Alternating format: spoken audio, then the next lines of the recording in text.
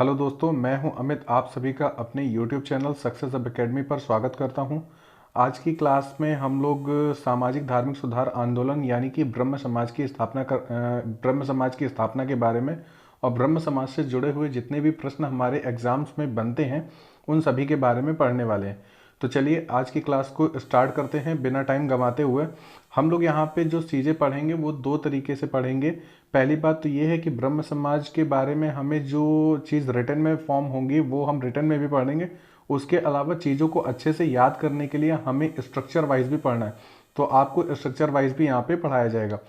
चलिए आज की क्लास को हम लोग स्टार्ट करते हैं। सबसे पहली बात तो ये आ जाती है कि ब्रह्म समाज की जो स्थापना हुई थी वो कब हुई थी। तो ब्रह्म समाज की जो स्थापना है वो 20 अगस्त 1828 को हुई थी। कब हुई थी? 20 अगस्त 1828 को। कहाँ पर हुई थी? कलकत्ता में। और सवाल ये आता है कि किसने की थी, तो किसने की थी? राजा राम मोहन राय ने की थी। किसने की थी? राजा राम मोहन राय। तो आपसे सवाल अक्सर एग्जाम में पूछा जाता है कि ब्रह्म समाज की स्थापना कब हुई थी, तो आपको बता देना है 20 अगस्त 1828। कहाँ पे हुई थी? कलकत्ता में। और किसने की थी? राजा राम मोहन राय ने की थी।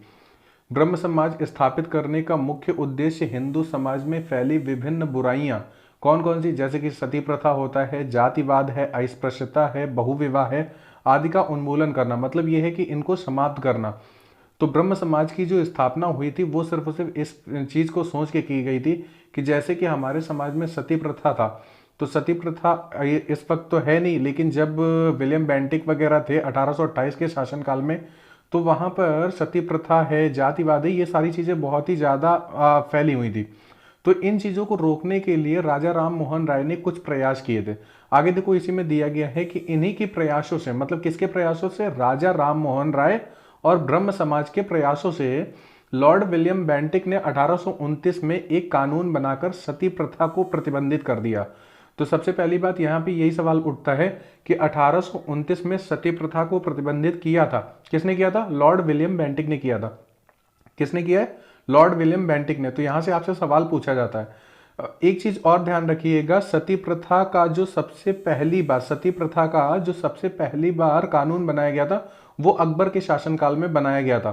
तो आपको वहां पर, अभी हम आगे जब बढ़ेंगे तो अकबर का शासनकाल भी पढ़ेंगे, तो वहां पे आपको सती प्रथा के बारे में समझाया जाएगा। ठीक है, आगे देखो क्या दिया गया है। राजा राम मोहन राय ने भारतीय पत्रकारिता के लिए भी विशेष प्रयास किए थे। अभी हम लोग राजा राम मोहन राय के बारे में पढ़ेंगे तो उनके जीवन के बारे में सारी चीजें हम सीख लेंगे। ठीक है, उन्हें देखो क्या बोला जाता है, उन्हें पत्रकारिता का अग्रदूत कहा जाता है। क्या कहा जाता है? उन्हें पत्रकारिता का अग्रदूत कहा जाता है। इसी चीज को अगर हम स्ट्रक्चर से समझे तो जरा समझिए। देखिए, ब्रह्म समाज है। ब्रह्म समाज की स्थापना के बारे में देखो यहाँ पे दिया गया क्या कि ब्रह्म समाज की जो स्थापना है वो किसने की थी? राजा राम मोहन राय ने। कब की थी? 20 अगस्त 1828 को। ठीक है, अब देखो ब्रह्म समाज पर जो सती प्रथा पर रोक है, इससे सवाल आपसे पूछा जाता है, तो इसलिए ये चीज भी आपको दी गई है कि ब्रह्म समाज में ने सती प्रथा पर जो रोक लगवाई थी वो किसके द्वारा लगवाई थी? विलियम बेंटिक ने। किसने लगवाई थी? विलियम बेंटिक ने। जो प्रयास किए थे वो ब्रह्म समाज ने किए थे, और जो खत्म किया था, खत्म तो वैसे एक तरह से नहीं हो पाया था, ठीक है, लेकिन हाँ 90% केस पे ये चीजें रुक गई थी। तो विलियम बेंटिक ने 1829 में सती प्रथा पर रोक लगाई थी। आगे चल करके होता क्या है, जब ये 1829-30 का शासन आगे बढ़ता है तो कुछ समय के बाद में जब राजा राम मोहन राय की मृत्यु हो जाती है, उसके बाद फिर क्या नाम था इनका? केशव चंद्र सेन। ठीक है, तो केशव चंद्र सेन का जब शासन आता है, अभी हम लोग इसके बारे में आगे पढ़ने वाले हैं और वहीं पर स्ट्रक्चर के हिसाब से आपको समझाया जाना है। तो 1865 में जो ब्रह्म समाज था वो दो भागों में विभक्त हो गया। किन दो भागों में? जो पहला भाग था वो उसे हम लोगों ने नाम दिया था आदि ब्रह्म समाज, जिसमें आदि ब्रह्म समाज में उन लोगों के अनुयायी थे, किसके? देवेंद्रनाथ टैगोर के। तो जो ब्रह्म समाज था वो दो भागों में बट गया था। किन किन भागों में? एक तो केशव चंद्र सेन के भाग में और एक देवेंद्रनाथ टैगोर के भाग में। जो देवेंद्रनाथ टैगोर के अनुयायी थे उन्होंने अपने समाज को आदि ब्रह्म समाज का नाम दिया, और जो केशव चंद्र सेन के अनुयायी थे उन्होंने अपने समाज को भारतीय ब्रह्म समाज का नाम दिया। किसका नाम दिया था? भारतीय ब्रह्म समाज का। क्लियर है? तो ये ध्यान रखिएगा कि अगर आपसे पूछा जाता है कि ब्रह्म समाज किन दो भागों में टूटा था, तो आदि ब्रह्म समाज और भारतीय ब्रह्म समाज। भारतीय ब्रह्म समाज के अनुयायी किसके थे? केशव चंद्र सेन के। मतलब जो केशव चंद्र सेन के अनुयायी थे उनको भारतीय ब्रह्म समाज में बोला गया, और जो देवेंद्रनाथ टैगोर के थे उनको आदि ब्रह्म समाज में। ठीक है, अब देखो जरा राजा राम मोहन राय के बारे में हम लोग कुछ चीजें जरा पढ़ते हैं, आगे क्या होता है। आगे ये चीजें थी भाई कि जैसे कि राजा राम मोहन राय ने स्त्रियों को संपत्ति में अधिकार देने एवं बहुपत्नी विवाह तथा बाल विवाह को रोकने हेतु भी प्रयास किए थे। मतलब जितनी भी बुराइयां थी जैसे कि बहुपत्नी विवाह है, बाल विवाह है, इन सभी को रोकने के लिए राजा राम मोहन राय ने प्रयास किए थे। आप यहाँ पे राजा राम मोहन राय ही मत बोलिएगा, बल्कि यहाँ पे ब्रह्म समाज बोलेंगे। देखिए आगे क्या, 1830 ईस्वी में राजा राम मोहन राय मुगल शासक अकबर द्वितीय के दूत बनकर तत्कालीन ब्रिटिश सम्राट विलियम चतुर्थ के दरबार में उपस्थित होने के लिए ब्रिटेन गए थे। यहीं से अब जरा ध्यान समझिएगा, हुआ क्या था, ये वहां पर गए क्यों हुए थे, ये वहां पर गए हुए थे, आगे देखो दिया है, जहां इनको अकबर द्वितीय की पेंशन राशि बढ़ाने का पक्ष ब्रिटिश सम्राट के सम्मुख रखना था। आप अब जरा ध्यान समझिएगा, राजा राम मोहन राय जो थे वो अकबर द्वितीय इनको बहुत मानते थे। अकबर द्वितीय ने ही ये राजा राम मोहन राय का जो पहले नाम था वो राम मोहन राय था, लेकिन इनको जो ये राजा की उपाधि दी गई, राजा की जो उपाधि दी थी वो इनको अकबर द्वितीय ने ही दी थी। किसने दी थी? अकबर द्वितीय ने ही इनको राजा की उपाधि दी थी। तो ये चीज आप याद रखिएगा, ठीक है। आगे अभी आपको इन सभी चीजों के बारे में पढ़ने को मिलेगा। तो मुगल शासक जो अकबर थे उन्होंने अपना दूत बना करके राजा राम मोहन राय को ब्रिटिश सम्राट विलियम चतुर्थ के दरबार में उपस्थित होने के लिए भेजा था, जहां इनको अकबर द्वितीय की पेंशन राशि बढ़ाने पर का पक्ष ब्रिटिश सम्राट के सम्मुख रखना था। आगे हुआ क्या था, 27 सितंबर 1833 को, ये 1830 में इंग्लैंड गए हुए थे और 1833 में राजा राम मोहन राय की मृत्यु हो गई। कहां पर हुई थी? ब्रिस्टल में। तो ये चीज आपको याद रखनी है कि राजा राम मोहन राय की मृत्यु कहां हुई थी? ब्रिस्टल में हुई थी। ठीक है, आगे देखो क्या बोला गया। आगे है आपसे ये चीज बोली जा रही है कि राजा राम मोहन राय की मृत्यु के बाद आचार्य रामचंद्र विद्या वागीश, वैसे इन लोगों ने ज्यादा कुछ इस तरीके से काम तो नहीं किए हुए थे, ठीक है, लेकिन हम लोग स्ट्रक्चर वाइज पढ़ रहे हैं तो इस चीज को भी हमें देखना पड़ रहा है। ठीक है, तो राजा राम मोहन राय की मृत्यु के बाद आचार्य रामचंद्र विद्या वागीश तथा द्वारिकानाथ टैगोर ने ब्रह्म समाज के कार्यों को आगे बढ़ाया। द्वारिकानाथ टैगोर के पश्चात उनके पुत्र देवेंद्रनाथ टैगोर, ये बहुत बड़ा नाम है, ये ब्रह्म समाज के लिए बहुत बड़ा नाम है। ठीक है, तो इसको आप जरूर ध्यान रखिएगा कि जो देवेंद्रनाथ टैगोर थे वो कौन थे? वो द्वारिकानाथ टैगोर के पुत्र थे। कौन थे? द्वारिकानाथ टैगोर के पुत्र थे। ठीक है, तो देखो भाई क्या है, द्वारिकानाथ टैगोर के नेतृत्व में ब्रह्म समाज की गतिविधियां जारी रहीं। उन्होंने तत्वबोधिनी सभा 1839 ईस्वी में गठन किया गया था। ध्यान रखिएगा, एक बार ये एसएससी के एग्जाम में आपसे पूछा गया था कि तत्वबोधिनी सभा की जो गठन हुआ था वो किसने किया था, तो आपको पता होना चाहिए देवेंद्रनाथ टैगोर के नेतृत्व में हुआ था। ठीक है, आगे देखो क्या है, 1858 ईस्वी में केशव चंद्र सेन द्वारा ब्रह्म समाज की सदस्यता ग्रहण करने पर उन्हें आचार्य बनाया गया था। तो आचार्य किसे बनाया गया? केशव चंद्र सेन को। किसे बनाया गया था? केशव चंद्र सेन को।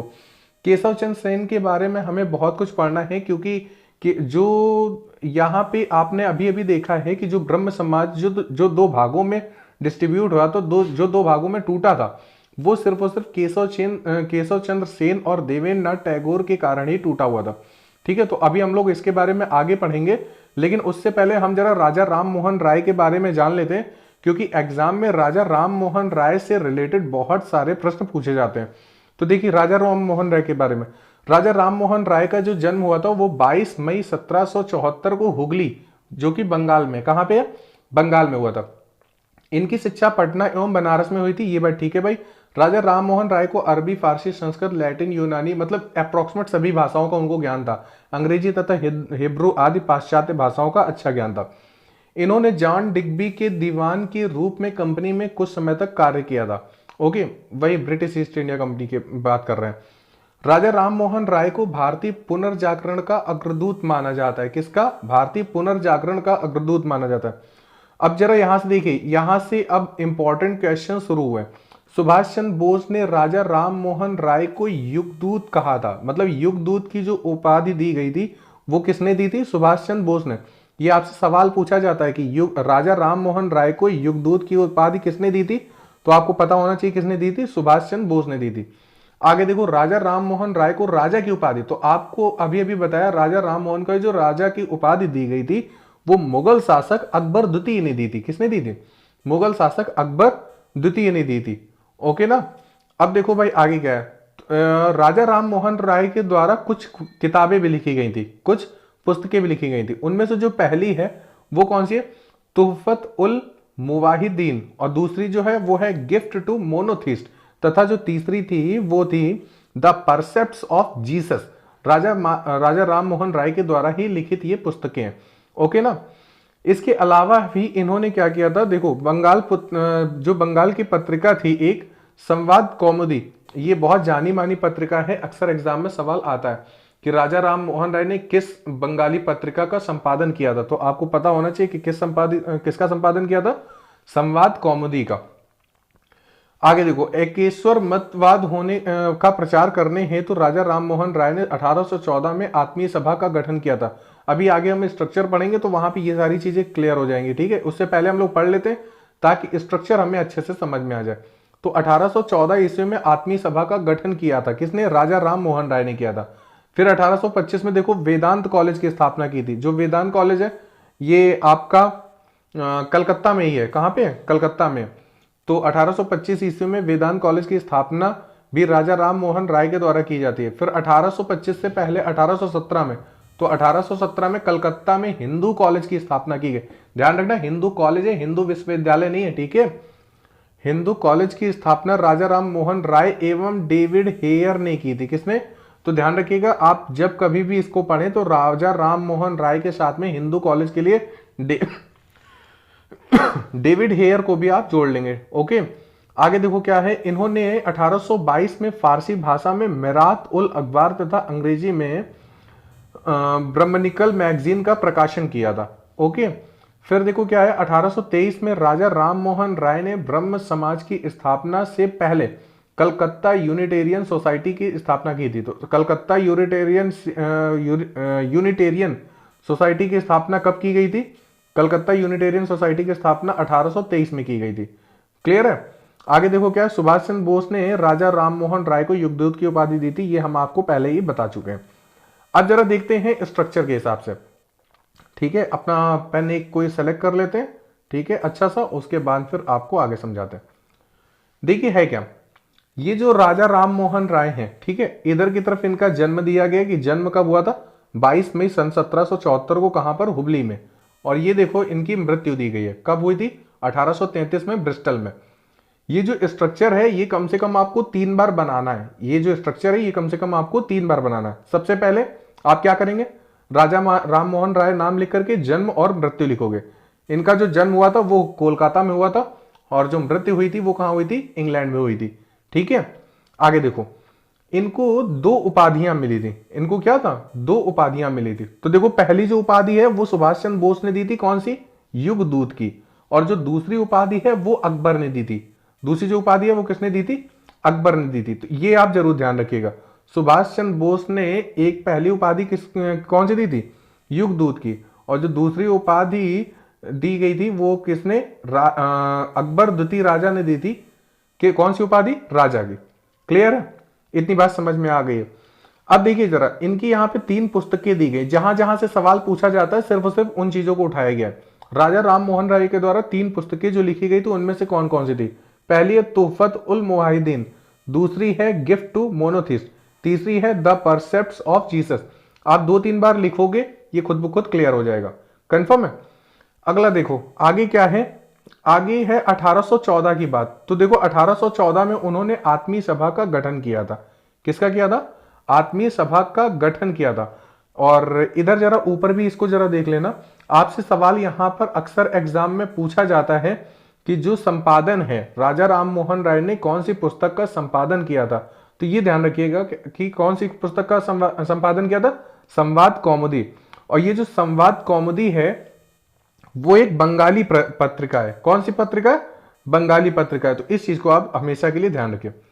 अब जरा यहां पे स्थापना के बारे में और चीज बनती है, तो स्थापना जरा पढ़ लीजिएगा। इन्होंने 3 चीजों की मेन तौर पे स्थापना की थी। एक तो 1817 में, एक 1823 में और एक 1825 में। 1817, 1823 और 1825 तीनों सीरियल वाइज लिखे हैं। 1817 में इन्होंने कलकत्ता हिंदू कॉलेज की स्थापना की थी। ओके, फिर जो दूसरा जो 1823 में था, तो 1823 में इन्होंने कलकत्ता यूनिटेरियन सोसाइटी की स्थापना की है। और जो तीसरा है वो है वेदांत कॉलेज की स्थापना। तो वेदांत कॉलेज की स्थापना कब की गई थी? 1825 में की गई थी। क्लियर है? चलिए आगे बढ़ते, आगे देखो, आगे अब बात आती है केशव चंद्र सेन के बारे में। ठीक है, केशव चंद्र सेन ने काफी कुछ अपना योगदान दिया है ब्रह्म समाज में, लेकिन इनके द्वारा किया गया एक काम जो है वही इनको लेकर के डूबा है। ठीक है, आप डूबा तो नहीं बोल सकते, लेकिन हम लोगों के हिसाब से ये इसे डूबा ही बोलेंगे। क्या चीज है जरा देखिए। केशव चंद्र सेन ने ब्रह्म समाज के विचारों को अपने वाक्पटुता एवं उदारवादी दृष्टिकोण से फैलाया, परंतु अंतरजातीय विवाह को बढ़ावा देने के मुद्दे पर देवेंद्र नाथ टैगोर के साथ उनका वैचारिक मतभेद हो गया। बस आपको यहीं पर ध्यान देना है। क्या? परंतु अंतरजातीय विवाह को बढ़ावा देने के मुद्दे पर देवेंद्र नाथ टैगोर के साथ उनका वैचारिक मतभेद हो गया। एक्चुअल में हुआ क्या था, जो ये केशव चंद्र सेन थे, तो इन्होंने अपनी बेटी की जो शादी की थी वो अल्पायु में ही कर दी थी। ठीक है, और इसी अल्पायु में विवाह करने के कारण, मतलब जो बेटी का विवाह करने के कारण ही इन्होंने अपने रूल्स को तोड़ दिया था, क्योंकि ब्रह्म समाज के रूल में ये चीज नहीं थी कि अल्पायु में ही किसी बच्चे की शादी कर दी जाए। तो अगर ब्रह्म समाज का ही कोई पर्सन अगर ऐसे रूल्स को तोड़ रहा है तो वो ब्रह्म समाज में नहीं रह सकता है। तो ये वहीं से ये अलग हो गए थे, कह सकते हो, या फिर इनको निकाल दिया गया था। आचार्य का जो पद दिया गया था इन्हें, वो तुरंत ले लिया गया था। चलिए आगे बढ़ते, ये सारी चीजें अभी हमें आगे पढ़ने को मिलेंगे। देवेंद्र टैगोर ने ब्रह्म समाज के न्यासी के रूप में केशव चंद्र सेन से आचार्य की पदवी वापस ले ली थी। ठीक है, फलतः केशव चंद्र ने 1865 ईस्वी में, देखो जरा, जब पदवी वापस ले ली गई है तो उसके बाद फिर 1865 में क्या हुआ, ब्रह्म समाज से पृथक हो गया, मतलब वो अलग हो गया। क्लियर है? आगे देखो क्या था, देवेंद्र नाथ के अनुयायियों का ब्रह्म समाज आदि ब्रह्म समाज कहलाया। यहां पे जरा ध्यान समझिएगा, देवेंद्र नाथ के जो अनुयायी थे, क्योंकि दो भागों में अब यहाँ पे ब्रह्म समाज टूट गया था। पहला जो था वो कौन सा था? आदि ब्रह्म समाज।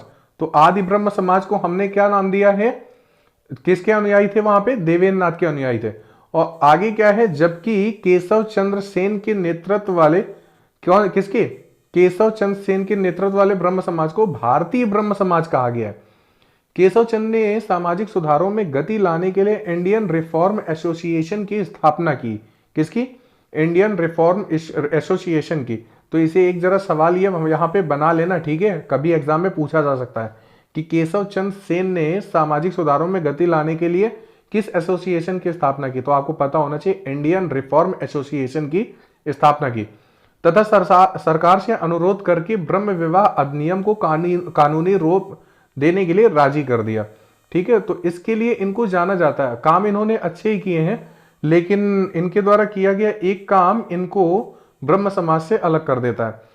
आगे देखो क्या है, केशव चंद्र सेन ने संगत सभा की स्थापना की थी। तो आपसे सवाल पूछा जा सकता है कि संगत सभा की स्थापना किसने की थी?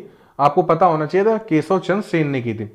1878 ईस्वी में आचार्य केशव चंद्र सेन ने अपनी अल्पायु पुत्री का विवाह कूच बिहार के राजा से कर दिया, जो कि ब्रह्म विवाह अधिनियम 1872 का उल्लंघन था। अतः भारतीय ब्रह्म समाज में उनके प्रति असंतोष पनपने लगा। तो जाहिर सी बात है, अगर आपने उनके रूल्स को तोड़ा है तो वहां से आपको अलग होना पड़ेगा। अतः भारतीय समाज में उनके प्रति असंतोष पनपने लगा। फलस्वरूप केशव चंद्र सेन के अनुयायियों ने भारतीय ब्रह्म समाज से पृथक होकर साधारण ब्रह्म समाज का गठन किया। अभी अभी आपने पढ़ा था, कौन सा समाज गठन हुआ था? साधारण ब्रह्म समाज का गठन किया, जिसका मुख्य उद्देश्य जाति प्रथा, मूर्ति पूजा का उन्मूलन तथा नारी मुक्ति को बढ़ावा देना था। साधारण ब्रह्म समाज की रूपरेखा आनंद मोहन बोस ने तैयार की थी। किसने की थी? आनंद मोहन बोस ने तैयार की थी, तथा उन्हें इसका प्रथम अध्यक्ष बनाया गया। तो ध्यान रखिएगा, जो साधारण ब्रह्म समाज का प्रथम अध्यक्ष था वो कौन था? आनंद मोहन बोस थे। कौन थे? आनंद मोहन बोस। साधारण ब्रह्म समाज का प्रथम अध्यक्ष कौन था? आनंद मोहन बोस थे। और फिर इसके बाद फिर देखो, इसका प्रथम अध्यक्ष उन्हें बनाया गया था शिवनाथ शास्त्री विपिन चंद्र पाल। यहाँ पे विपिन चंद्र पाल बहुत बड़ा नाम है, ठीक है।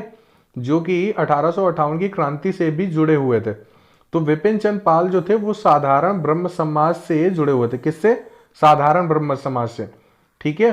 केशव चंद्र इनका नाम क्या है? केशव चंद्र सेन। ठीक है। तो केशव चंद एक्चुअल में है क्या? हम लोग जो केशवानंद भारती बनाम केरल राज्य आप लोगों ने जीएस में पढ़ा है, तो केशव चंद्र सेन के बदले में हमारे मुंह से केशवानंद भारती निकलता है। ठीक है। तो इन चीज़ों को थोड़ा सा दिक्कतें हैं, उनको आप मेरे ख्याल से उम्मीद के मुताबिक समझ सकते हैं। विपिन चंद पाल, द्वारकानाथ गांगुली तथा सुरेंद्र बनर्जी साधारण ब्रह्म समाज के प्रमुख समर्थक थे। आगे देखो क्या है। आचार्य केशव के प्रयासों से ही मद्रास में वेद समाज और महाराष्ट्र में प्रार्थना समाज की स्थापना हुई थी। किसके प्रयासों से? आचार्य केशव चंद्र सेन के प्रयासों से ही मद्रास में वेद समाज और महाराष्ट्र में प्रार्थना समाज की स्थापना की थी। अगला जो हमारा टॉपिक होगा वो हम अभी आपको बता देते हैं कि जो प्रार्थना समाज है वही हमारा अगला टॉपिक होगा। ठीक है। क्योंकि आप प्रार्थना समाज भी जो है वो सामाजिक और धार्मिक आंदोलनों से जुड़ा हुआ था। ठीक है। देखो आगे।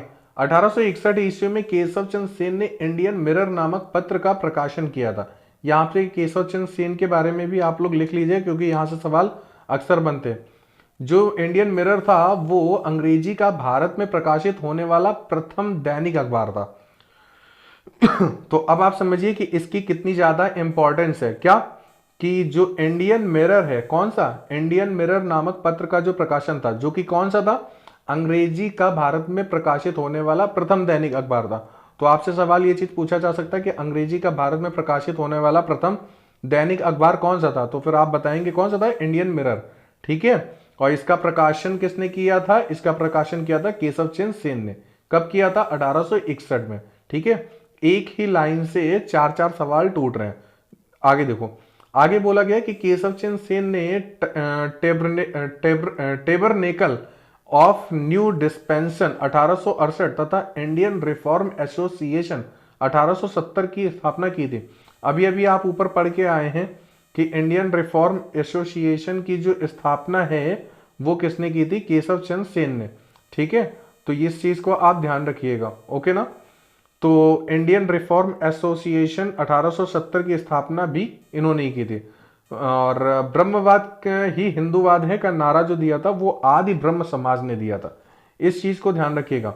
आपने केशव चंद्र सेन के प्रयासों को पढ़ा। केशव चंद्र सेन ने अपने साधारण ब्रह्म समाज के लिए बहुत सारी चीजें की, और इन्होंने इनको जाना सिर्फ और सिर्फ इसलिए जाता है क्योंकि इन्होंने जो अपने यहाँ पे जो कानून जो ब्रह्म समाज के लिए जो यहाँ पे बाल विवाह का जो था उसे कानूनी रूप जो दिलवाया था। ठीक है। तो इस वजह से इनको ज्यादा जाना जाता है। ठीक है। तो इनके द्वारा जो किए गए काम थे वो देवेंद्रनाथ टैगोर से काफी कुछ अच्छे थे। बस एक काम इनके द्वारा किया गया बहुत ही खराब था, जो कि था क्या? उन्होंने अपनी पुत्री का ही विवाह अल्पायु में कर दिया था। ये उनके पर्सनल चीजें थी, इसलिए उनमें दखल ना देते हुए आप इन चीजों को जरूर याद रखिए कि जो ये जो नारा है कौन सा? ब्रह्मवाद ही हिंदूवाद है, वो किसने दिया था? आदि ब्रह्म समाज ने दिया था। ठीक है। आदि ब्रह्म समाज से देवेंद्रनाथ टैगोर जुड़े हुए थे। उम्मीद है आपने क्लास को अच्छे से एंजॉय किया होगा। नेक्स्ट क्लास में हम आपसे जल्द ही मिलेंगे और उसमें आपसे जो सामाजिक और धार्मिक सुधार आंदोलनों में से जो पहला टॉपिक है हमारा ब्रह्म समाज, उसकी क्वेश्चन आंसर होंगे। तो आज की क्लास में आपने जितनी भी चीजें सीखी हैं, जितनी भी चीजें की हैं, उनके हम लोगों को क्वेश्चन आंसर करने हैं। ठीक है। तो चलिए आज की क्लास ओवर। धन्यवाद।